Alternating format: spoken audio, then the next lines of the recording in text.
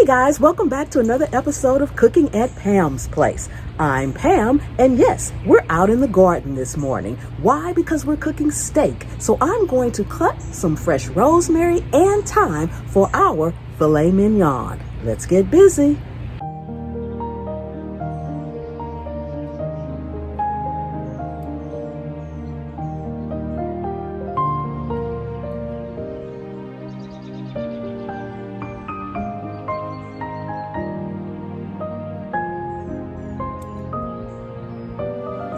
We're going to go in with some pink Himalayan salt. Now you want to season these generously, guys. Season them generously and season them on all four sides.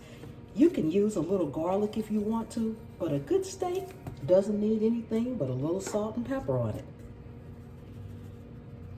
So make sure you season all sides, guys, all sides.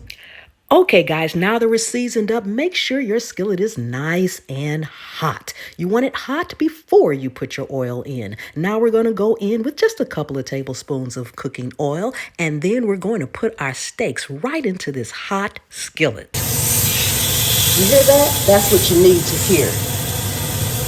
Press it down. And we're going to leave it here and not touch it until it gets good and seared on that side. Now we may check it in between. Okay, guys, it's been down for a couple of minutes, so let's see what kind of sear we have on the other side right now. Lift it straight up. Oh my goodness, look at that sear. That's exactly what you want.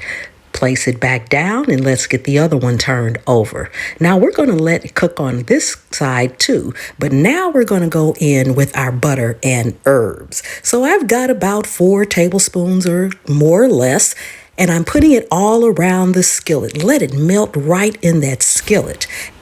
Now we need to add our herbs in too. Remember, we have our rosemary, our thyme, and we're going to put some garlic in here. So you want to put this all around just like you did the butter on all sides of your steaks.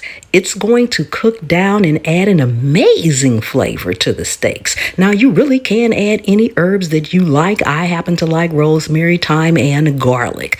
And from here, guys, we need to baste. You want to baste these steaks as long as they're on this side, because basting is what gives it that good, delicious flavor.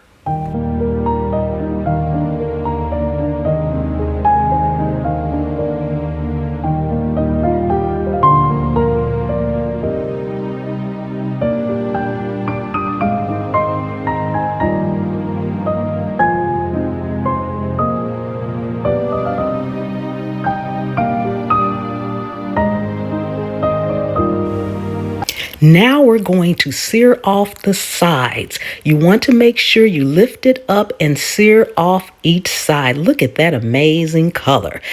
Sit it down, and now you're going to have to hold it with your tongs. I wouldn't suggest a fork because all the juices will run out, but use tongs and just hold it there for a couple of seconds. Now, once we've seared both of our steaks on all 4 sides, we're going to put it in a 400-degree oven for maybe about 5 minutes. Now, if you want your steak to be rare, you might want to put it in there just for a couple of minutes. Medium rare, maybe 3 minutes. I like mine medium well, so I'm going to put it in there for about 5 minutes. Keep basting. Okay, guys, we are all out of the oven. Now I'm going to top this with a little herb butter. I've made this herb butter with the same rosemary and thyme so that the flavors will be consistent. You can just use regular butter, or if you don't like the butter, you can omit it altogether. Now we're just going to go in and take a little slice, and then we're going to go for our taste test. Now, I like mine medium well, so let's just see what we have here.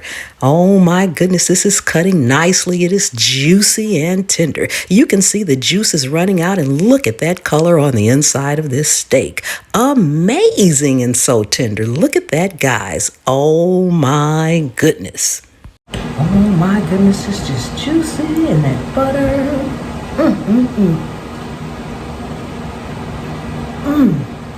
Tastes like butter. It just melts in your mouth. I will see you next time. The good Lord willing, and the creek don't rise.